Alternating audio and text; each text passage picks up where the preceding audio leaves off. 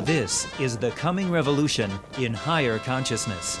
Listen now to Elizabeth Clare Prophet, educator, author, and authority on the most exciting story of our time, the coming revolution in higher consciousness.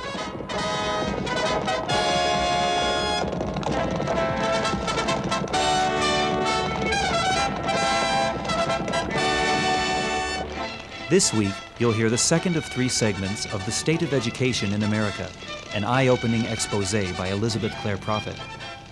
In part 1, Mrs. Prophet analyzed problems in American education. Today, you'll learn some startling facts about textbook content and how television affects children. I'd like to talk to you about textbook content. The educational establishment has determined that content doesn't matter. A current textbook series called Impressions is designed to teach reading and literature. Here's a poem from the Impressions 2nd grade reader. It's called Yawn by Susan Wellerlin. I'm so tired I can't go on, I'm so tired. All I want to do is yawn. I want to go right home and fall into a heap, and I can't finish this poem because I'm falling. And then the dots go down the page. Before reading the poem, the teacher is instructed to discuss bedtime rules with the class. After the poem, the teacher is instructed to teach the children to hypothesize. Discuss reasons why the boy might have been so tired. The teacher is then told to try an experiment. Without telling the children why, yawn and see how many children display the automatic response of yawning too. Can you imagine a bigger waste of classroom time or a greater insult to the soul of the child who has come to be taught? That child has really come to school with a great anticipation of meeting his inner teacher, of having the outer person who is his teacher connect him with his inner real self. Isn't that something we've all been wanting all our lives, to find the someone that's going to help us to establish the inner tie with our own inner reality? This is the teaching of the anti-teacher, otherwise known as the Antichrist, because it tears the child from that Christ and takes him down a primrose path that finds him at day's end in the astral plane. He goes home in the astral plane, turns on the TV set, and continues in the illusions of his day, his soul starving for that living truth.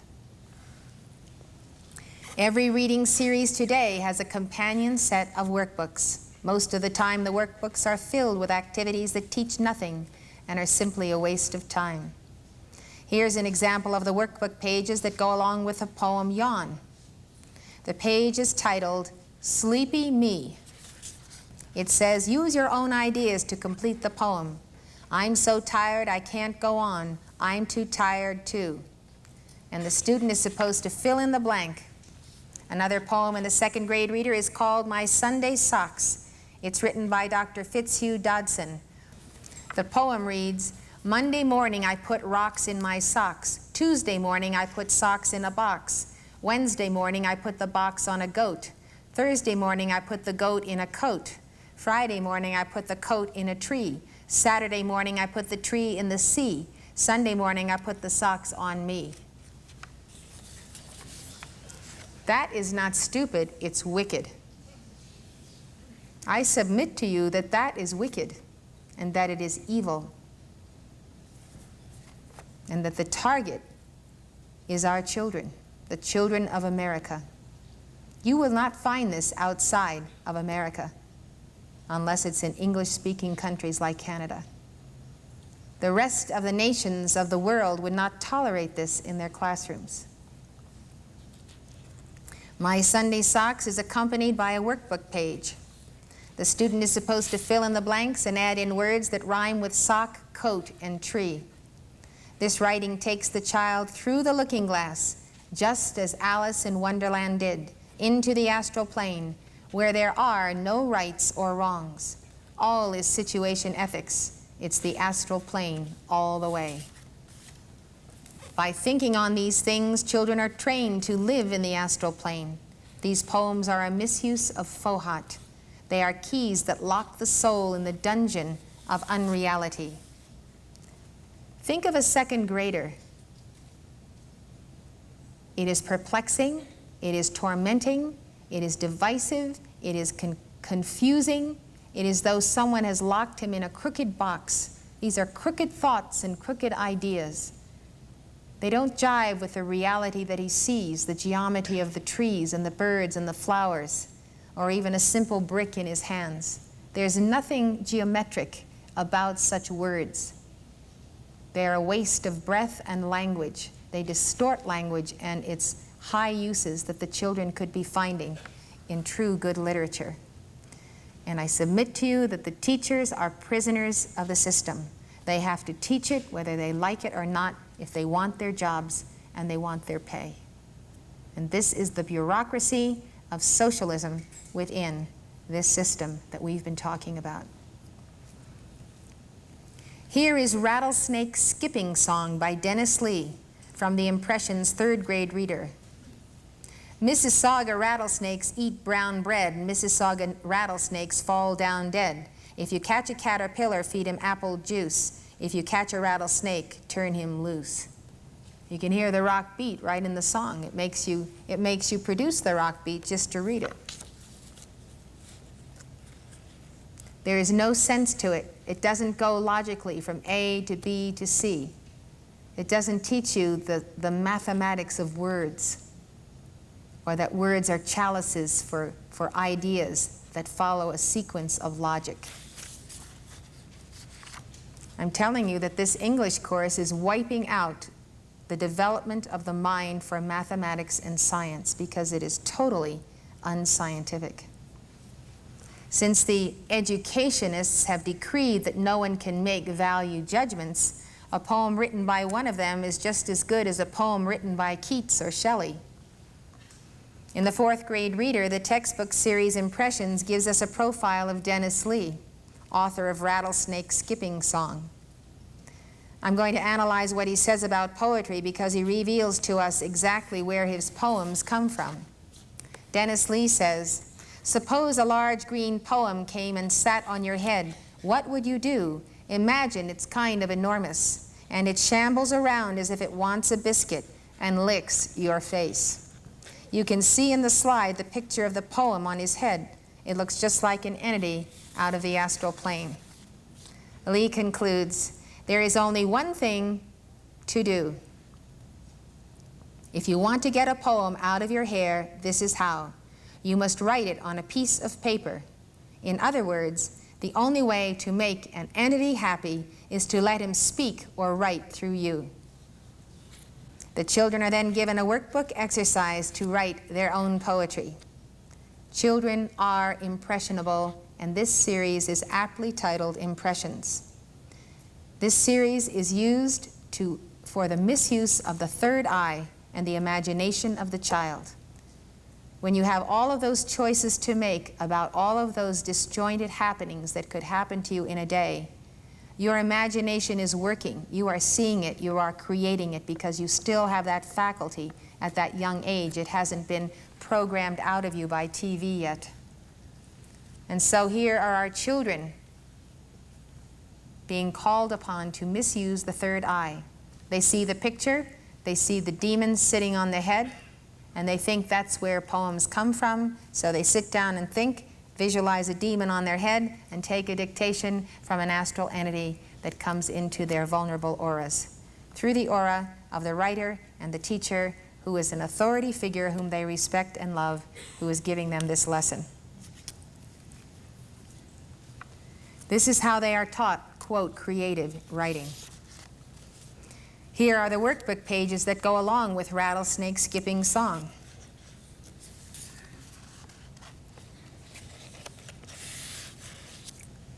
Here's another poem in the third grade reader, Revenge by Myra Cone Livingston. "When I find out who took the last cookie out of the jar and left me a bunch of stale old messy crumbs, I'm going to take me a handful and crumb up someone's bed." This is the psychology of venting, revenge, and rage. If somebody has wronged you, then do wrong to them. It's the eye for an eye and a tooth for a tooth. There is no grace, no Jesus Christ, no love for the child in this textbook, no love whatsoever. It's a conscious, forceful, willful programming by conscious witchcraft. You might as well call it Satanism, because that's what it is. The stories in the readers are also pointless. Adults, parents, and teachers are never portrayed as guides.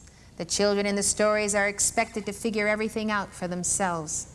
Take, for example, a story called How Six Found Christmas.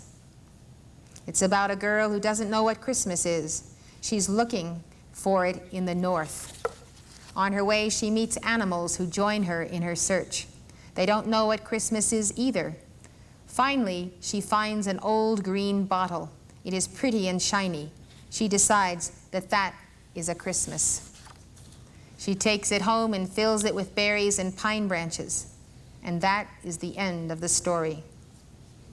The motto at the end reads, "Christmas is not only where you find it, it's what you make of it." Nowhere in the story is there a description of what Christmas really is. It teaches the child Jesus has nothing to do with Christmas. You can have your own Christmas any way you want it, figure it out any way you want. For you, that's Christmas.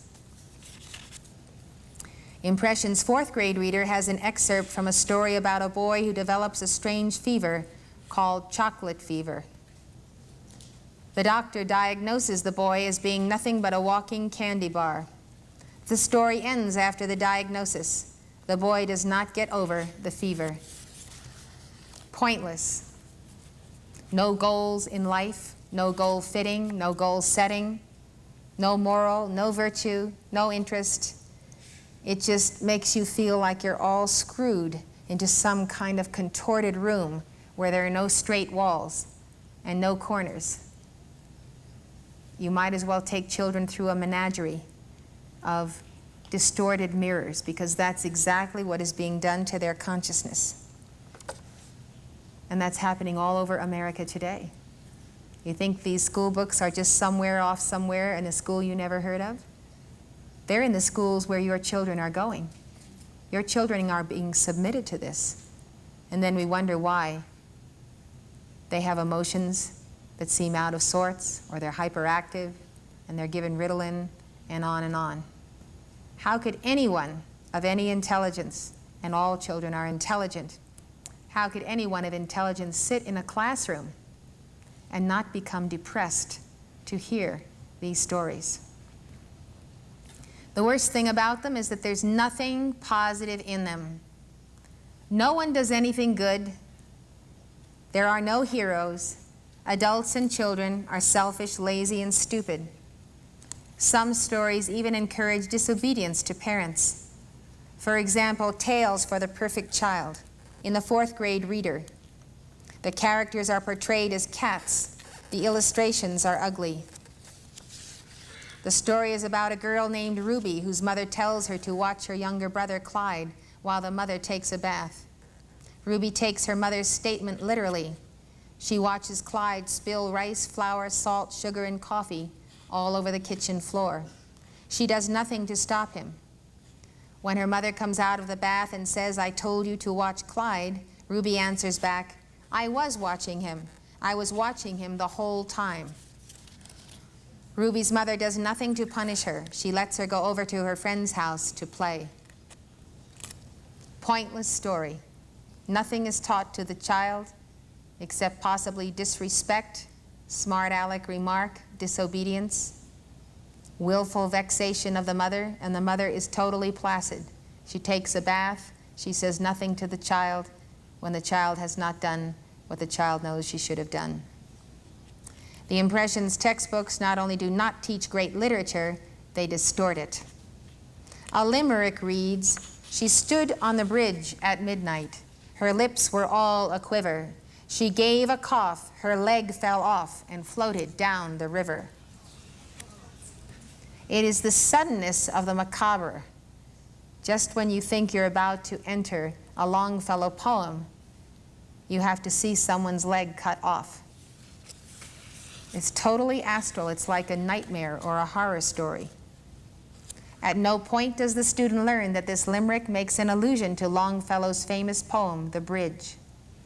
I stood on the bridge at midnight as the clocks were striking the hour, and the moon rose o'er the city behind the dark church tower. Longfellow's poems were written for the Aquarian age child.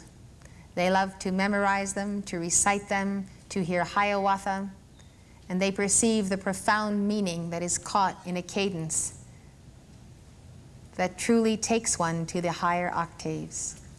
Every child's parent should have Longfellow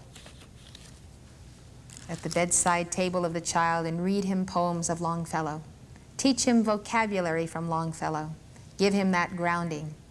Give your child such a treasure of wisdom and teaching at home that if he must be in school, he will recognize the difference and discriminate before the consciousness of non-discrimination is programmed into him. In other words, non-Christ consciousness. The Impressions series has been criticized by conservatives for having too many references to witchcraft and ghosts. Here's a picture of a poem in the second grade reader entitled Teeny Tiny Ghost. The fourth grade reader contains a story called The Witch Who Wasn't. The story is about a witch who was 700 years old. She was still considered a child among witches. Her mother and grandmother want her to work evil spells. But try as she might, she cannot work any evil spells. Her spells turn spiders into puppies and snakes into chocolate cakes. The story ends with her still unable to meet her family's expectations. This teaches the child that though she might live to be 700 years old, she will never be expected by her parents unless she can be a super perfectionist or a miracle worker or perform some feats that are impossible to perform. And therefore, since she knows she can't perform them, she might as well not try and sink back into an oblivion of 700 years into the astral plane.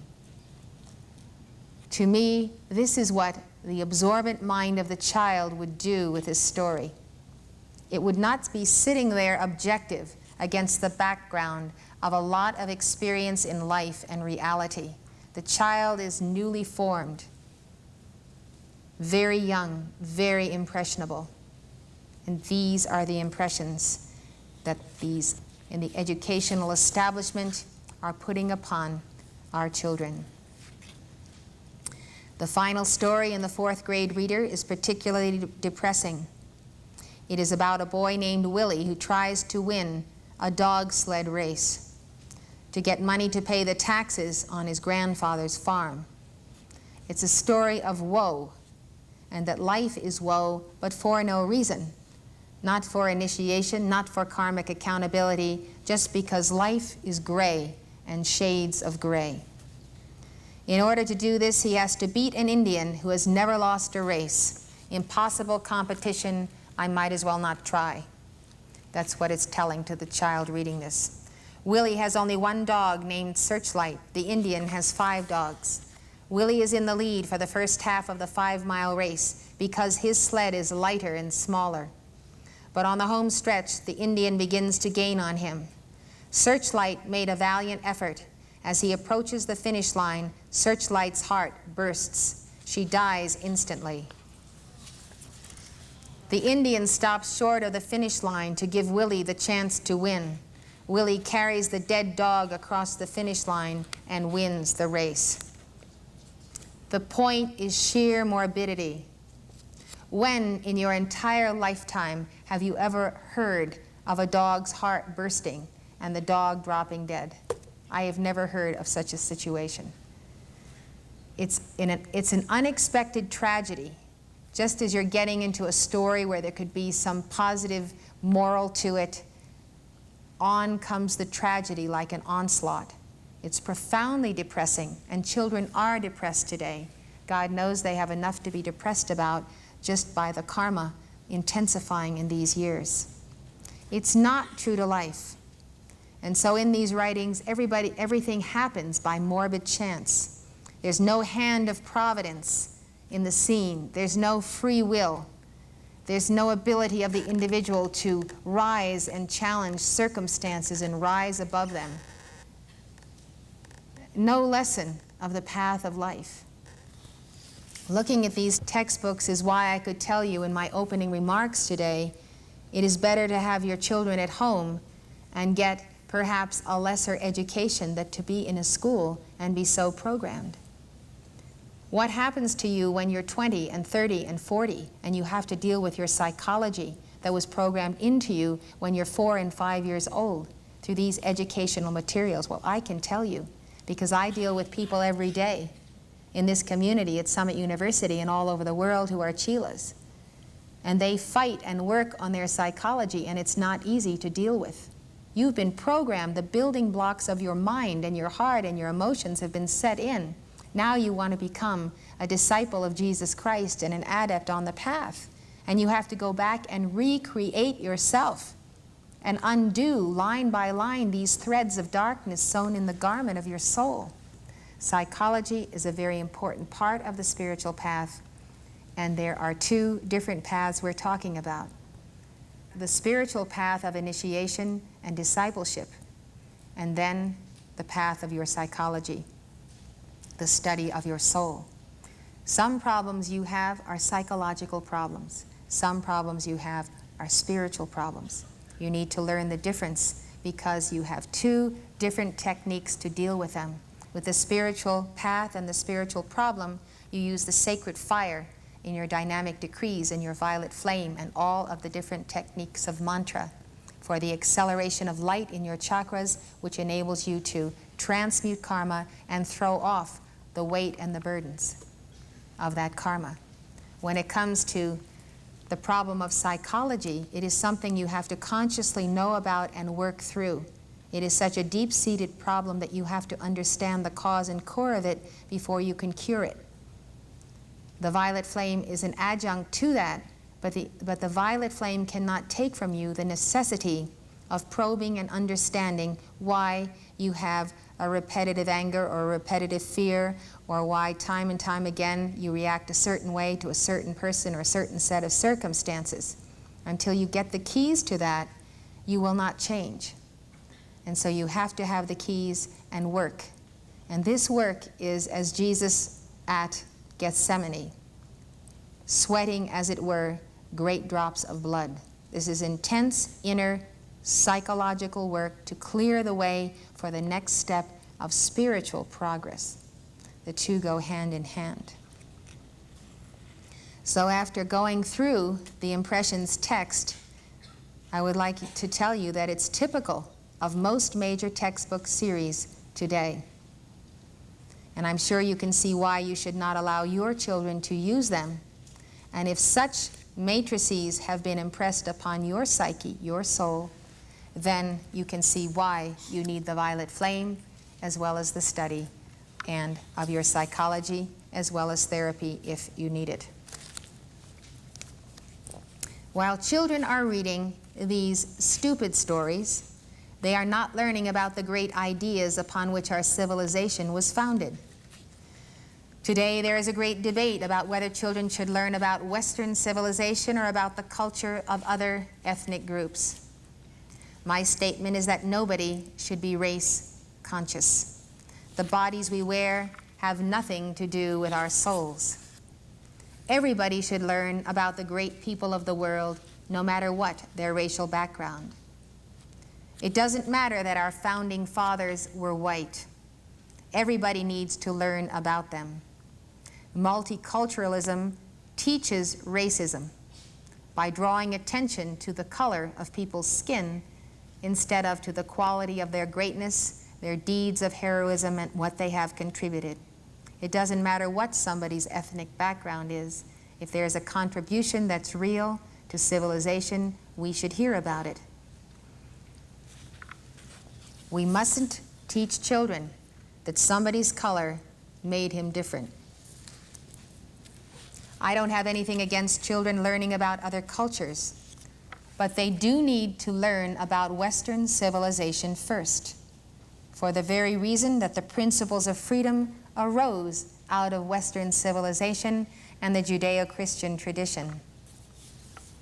This history molded us to be able to receive Saint Germain's great dispensation to America, his sponsorship of this nation, and enabled us to be the torchbearers of freedom in all fields. We once carried that torch. Many, many have dropped it, and other nations have picked it up, and they are carrying that flame of freedom that we should also be carrying. Americans must know American history factually as it happened. They have to know about the Judeo-Christian tradition, and they have to know about European history. Otherwise, they won't understand how freedom evolved and how its flame is in jeopardy today. If they don't know how easily the flame of freedom can be extinguished, they can't be trusted as torchbearers of the age. They will let go of it too easily. People of all races and nations who have come to America are part of that destiny. They are Americans whether they happen to be Asian or black or Hispanic or Indian. And white America, you better believe it, because these so-called tortoises are about to overtake you and your children. And the first shall come in last, and the last shall come in first. Now I'd like to take up the subject of television.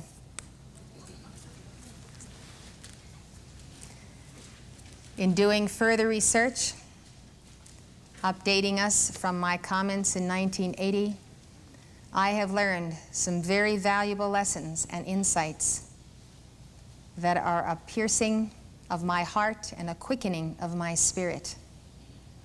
I think all of us have made a similar mistake, and I'm going to tell you what the mistake is when we come to it in this section. As far as I'm concerned, television presents the most serious challenge of all to education and to the soul of the child. For starts, there's a TV in every household, and it's not under lock and key.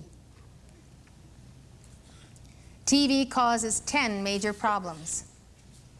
Number 1, children simply spend too much time watching TV. And it's the time factor that is critical here. Who allows them to do this? Where are their parents? Are they watching TV too? Are they not home? Don't they care about the mental and emotional development of their child? Are they unaware of the danger? Or are they just too weak to say no? The latest figures from A.C. Nielsen show that children ages 2 to 17 watch an average of 23 to 25 hours of television each week. As far as I'm concerned, television is irritating just because it's on. It doesn't even matter what it's showing. I do watch the news and the news programs, but to be in front of a TV set too long, I find is absolutely irritating.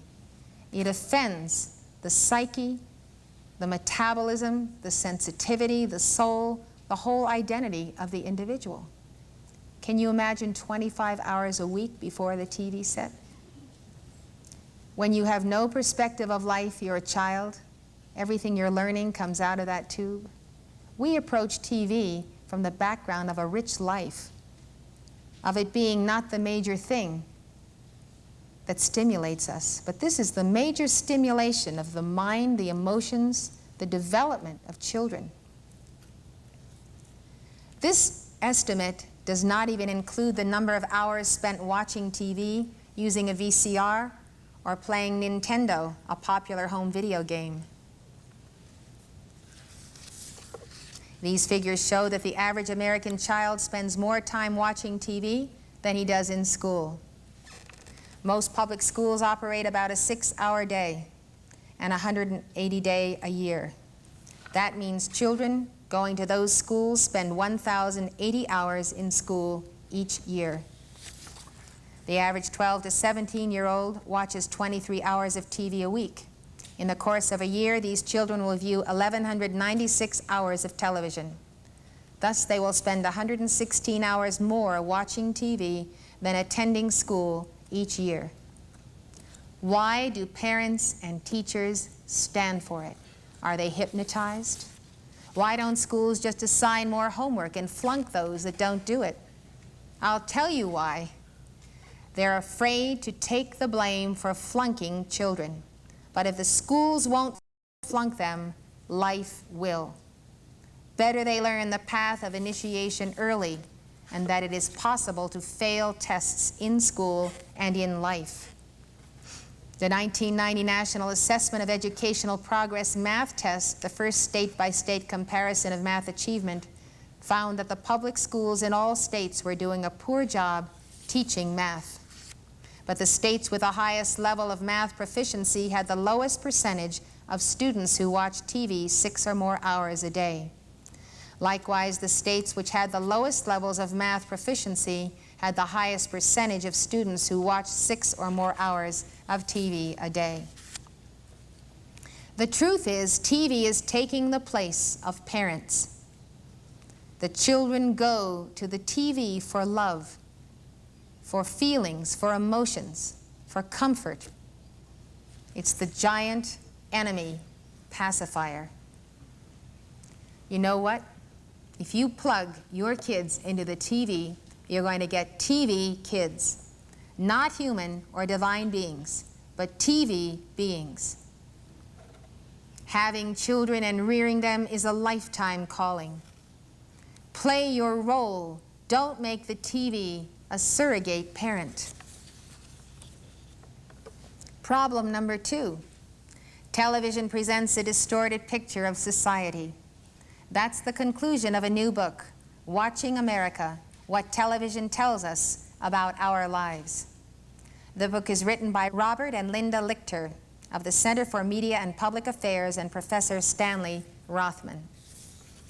In a review of the book, Don Coet reports, according to Watching America, millions of TV viewers nightly are visiting a nation where sexual infidelity is the norm, where citizens are murdered at a rate 1,400 times higher than actuality, where the rich commit most of the crimes, where businessmen are almost always the bad guys, where only liberal politicians operate in the public interest, where military officers are colonel blimps, and where religion is a silly superstition guaranteed to get guffaws from the laugh track. End of quote. One of the highlights of the book is the results of a survey of 104 Hollywood television moguls. Here are some of the results. 93% seldom or never attend religious services. 75% are politically left of center. 97% are pro-abortion. 80% do not think that homosexuality is wrong. 51% don't think adultery is wrong. 66% believe that TV entertainment should play a major role in promoting social reform. 43% endorse a complete leadership restructuring of America's basic institutions. These attitudes are reflected in the shows they produce. Advertisements also shape children's values.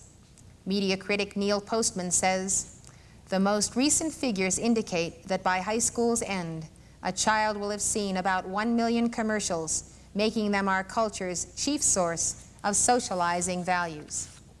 Not mom and dad, church or school, but Procter & Gamble are transmitting the values we all share." Problem number 3. Television is negatively influencing children's behavior. First of all, it's making them fat and violent. The American Academy of Pediatrics said in a recent policy statement, protracted television viewing is one cause of violent or aggressive behavior. Television viewing also contributes substantially to obesity. Why? Well, first of all, children just sit there and watch TV. They're totally inactive. If you have nothing to do, you get into oral stimulation. You want to eat and drink. And what do you eat and drink? Junk food and soda pop and stuff that's a lot worse. The policy statement goes on to say that television watching contributes to alcohol abuse and promiscuity. The statement reads, quote, "Although there is no clear documentation that the relationship between television viewing and sexual activity or the use of alcohol is causal. The frequency of adolescent pregnancy and sexually transmitted diseases and the prevalence of alcohol-related deaths among adolescents and young adults represent major sources of illness, injury, and death.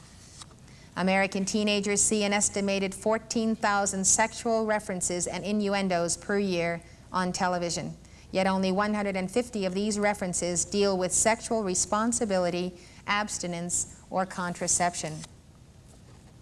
Therefore, the many implicit and explicit messages on television that promote alcohol consumption and promiscuous or unprotected sexual activity are a cause for concern." End of quote. Problem number 4, TV decreases creativity. A recent study by a team of Canadian researchers found that TV decreases creativity 20% in adults and children.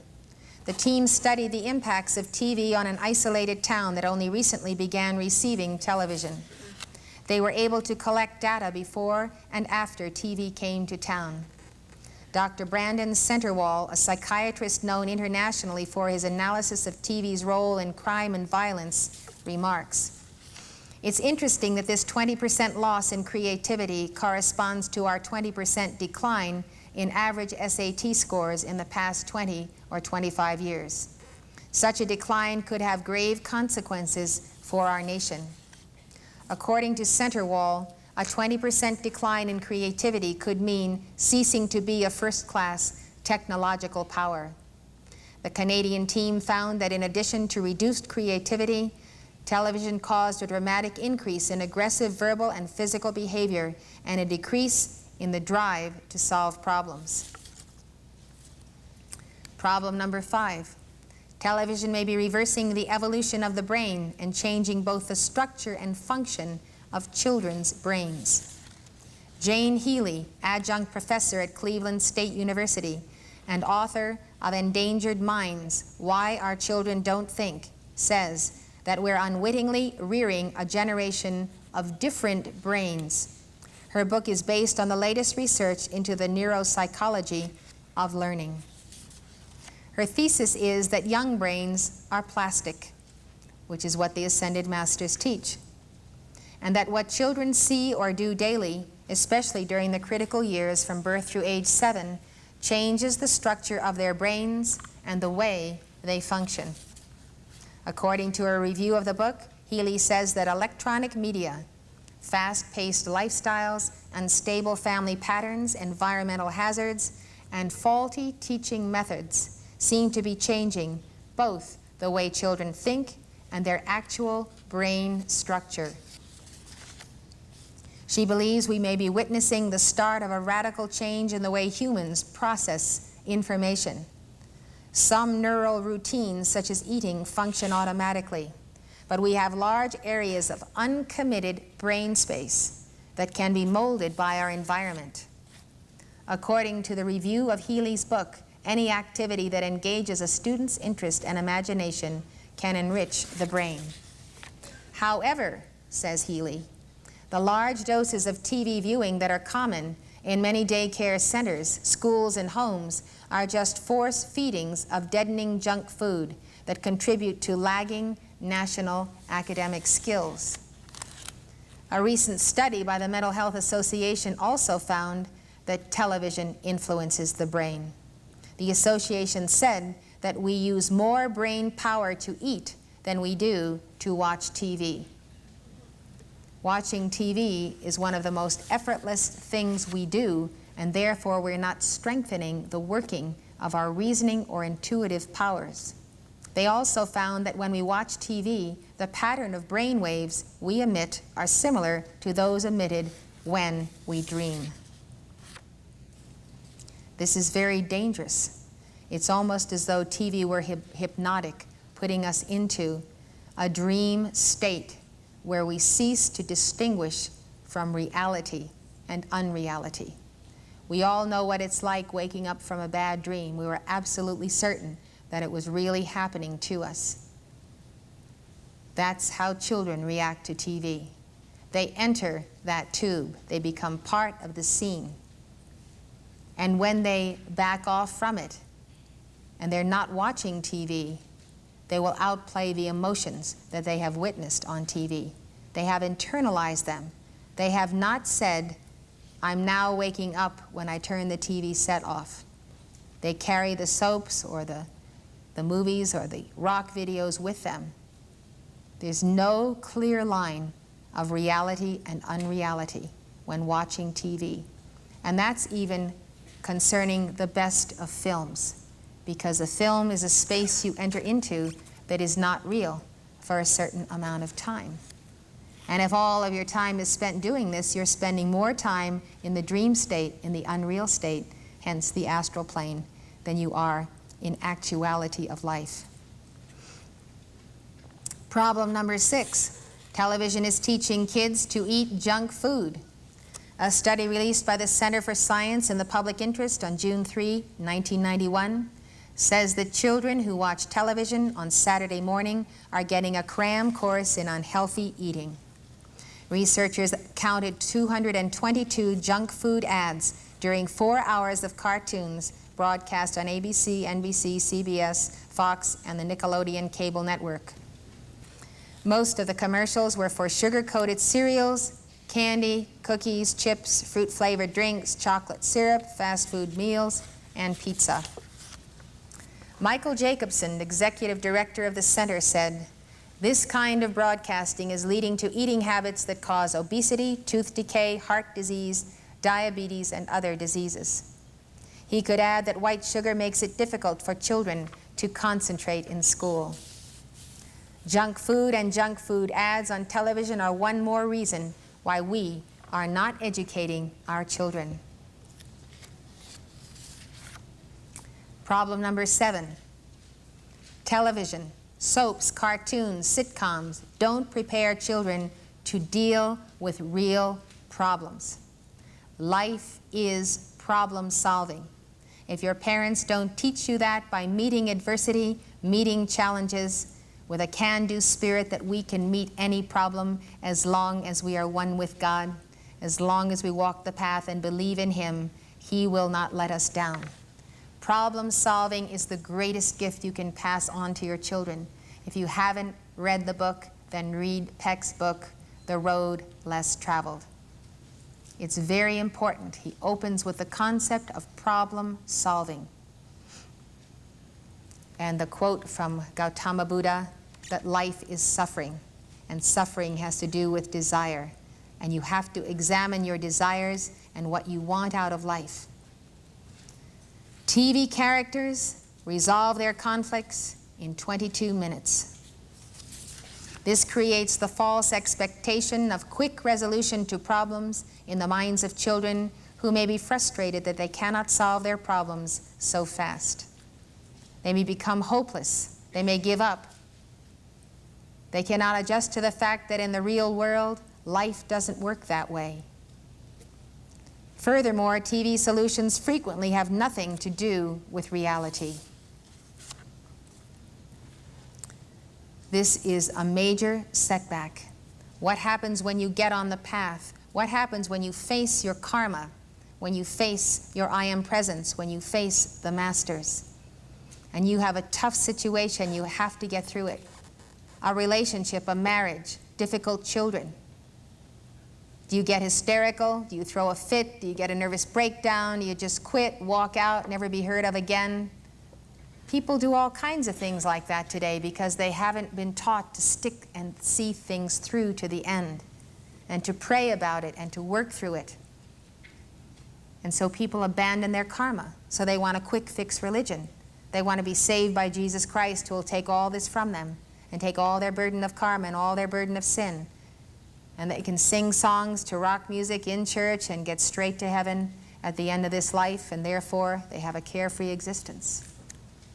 I can tell you that the foundations of American civilization have been eaten away by termites, and it is rotten to the core, and people do not have the strong undergirdings of the pillar of faith and the traditions that come out of the prophets and the patriarchs and Jesus Christ and the apostles and the path of Gautama Buddha and the understanding that if we are to make it in life, we have to walk straight into those headwinds of our karma.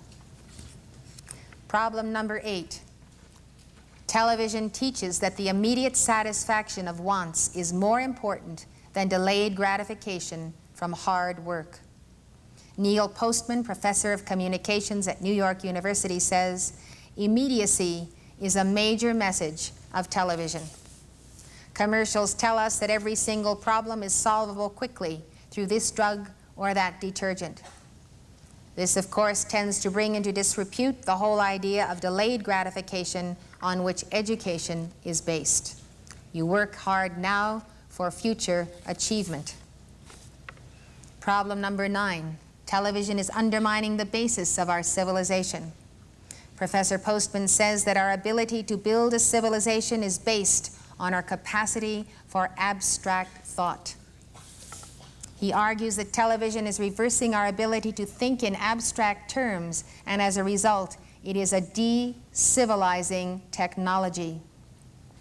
He says that there would be a much smaller loss of the ability for abstract thought if TV simply supplemented reading. But he says when television replaces reading, it becomes a cultural catastrophe. You do not have abstract thoughts when you are watching TV because you are watching images. You're watching scenes, you're watching people, you're listening to what they're saying. So all you are doing is taking in a belt of words and another belt of emotional impressions. You do not have to draw from life, observe, and then in your own mind think of solutions by logic, by abstract thinking.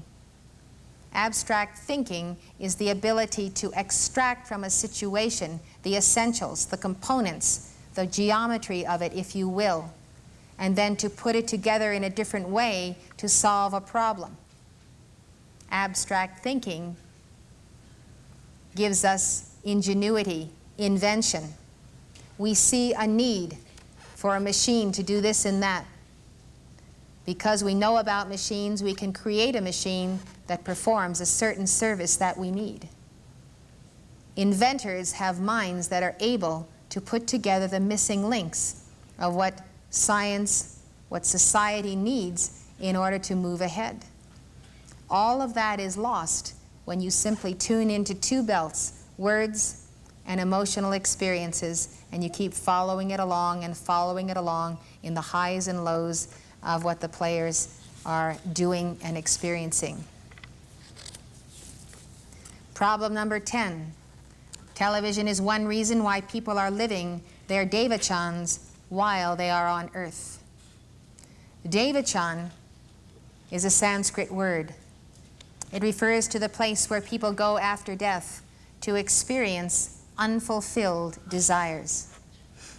My third lecture on dealing with death, discarnates, and malevolent spirits gives commentary on devachan, what it's all about, and what we can expect when we make the transition. Devachan is a constructive place. It's in the first rungs of the etheric octave. It is created by God for us so that we can play out our desires and see what comes of them. We leave our astral bodies outside when we enter devachan, and we are allowed to play out wish fulfillment, those things that we have not accomplished in this lifetime. They may come to no good end. We may eventually get bored with them. But we can also use our experience in devachan to work out our psychology, to prepare for our next life, or to prepare to be admitted to a retreat of the Ascended Masters before we re-embody.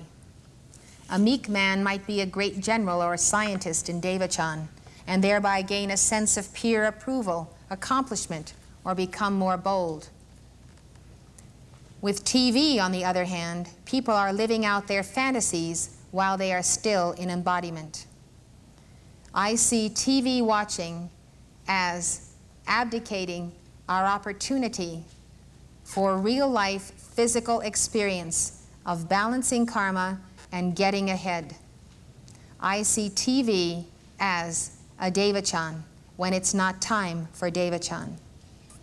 From the moment you are born to the moment you breathe your last breath, you are on a track where you can balance karma, contribute good, make good karma, add to your rings of your tree of life. The more you are watching television, the more you are escaping to that which comes after this life. The more you are wasting the hours and losing the time when you could be engaged in constructive self-development, assisting others, caring for the poor, the needy. So many people needing help in this world, including illiterate children and adults. I mean, there is no end to what we can fill our days with. When children get used to ducking out of the challenge of dealing with life as karma, life as joy, as fulfillment, of giving love, when that is taken from them and all these hours per week are in the TV set, I fear, because I know they're copping out. They're not flexing the muscles of their spirits to wrestle with what everybody has. Everybody's got difficult karma, or we wouldn't be in embodiment. If children aren't taught to work with the challenges of life side by side with parents who show them that you can overcome any situation that confronts you, if that is not the quote TV they're going to get, if they're not going to get real life actualities, there are going to be exactly what they're portrayed to be. These lumps of potatoes, these potato sacks that sit before the TV set, and they're going to be permanently on the astral plane. TV is hypnotizing. Much of the programming on TV is of the astral plane. Most of the actors who are glorified are people who do not have light. They don't have a higher energy in their chakras. They are regurgitating the astral plane in and out of their auras. And the only way they can perpetuate themselves is to get on stage where all of the attention of the people is given to them. They take that light and energy and attention of children or adults. It perpetuates their existence, plus the films remain after they pass on, and people play them again and again, thus feeding them again, feeding the actors when they are on the astral plane themselves. So there is a certain motive in some actors and some actresses, and the ones who really do have light are kind of pushed out of the market because they will not compromise their standards and play the roles and the parts that they have to play in order to get to the top. So this astral consciousness that we see in fictionalized television helps people escape into a world of illusion.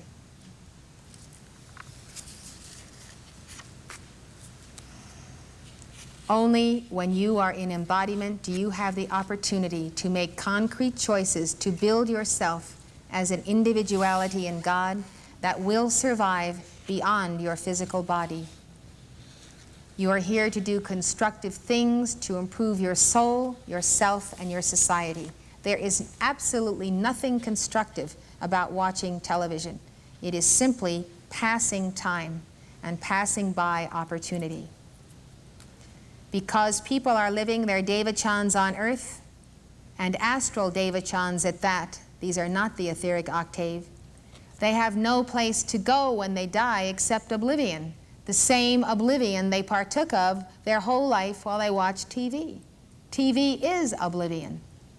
It is sheer nonsense. The sheer nonsense of it. Turn on Johnny Carson. I mean, for how many decades do we have to see this man tell his ridiculous jokes every night and get the titillation of his audience and everybody laughing at these stupid off-color jokes? And that's how people spend their evenings, watching that and all the rest of the garbage. It is very dangerous. Nothing is built by the individual in his aura in those hours, but he is taking on the aura of what comes out of the TV. Oblivion is the deepest levels of hell. It's where people go who have not built an identity in God. And that is where our youth are being taken by the Pied Pipers that come through that TV set, I'm convinced, subliminally. I'm convinced that the situation of television is why the Blessed Mother Mary tells us that many souls will be lost She said that at Fatima, and therefore we must pray the rosary and pray for the saving of souls who know no better because they've been propped up in front of the TV by ignorant parents. Television viewing is habit forming. If you are a parent with children, the first thing you must do is to get control of the television in your house. If you can't monitor the TV set 24 hours a day, you can buy and install a lockbox that blocks the flow of electricity to the TV.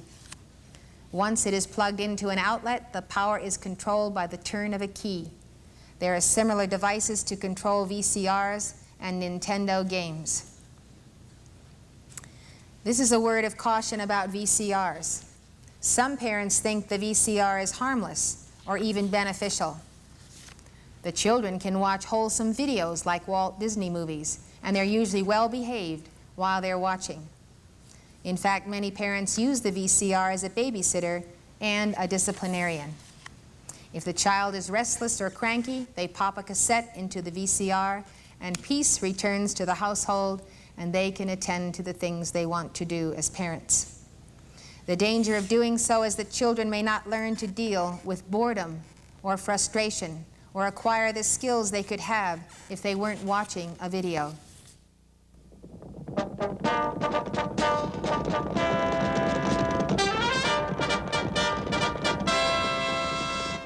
You have been watching The Coming Revolution in Higher Consciousness with Elizabeth Clare Prophet.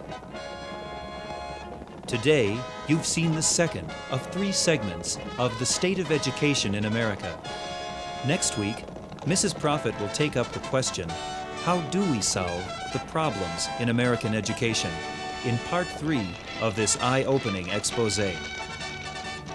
The preceding program has been presented through the assistance of Church Universal and Triumphant, Box A, Livingston, Montana, 59047, 1390. If you would like more information on this or related subjects, please call this number or write this address.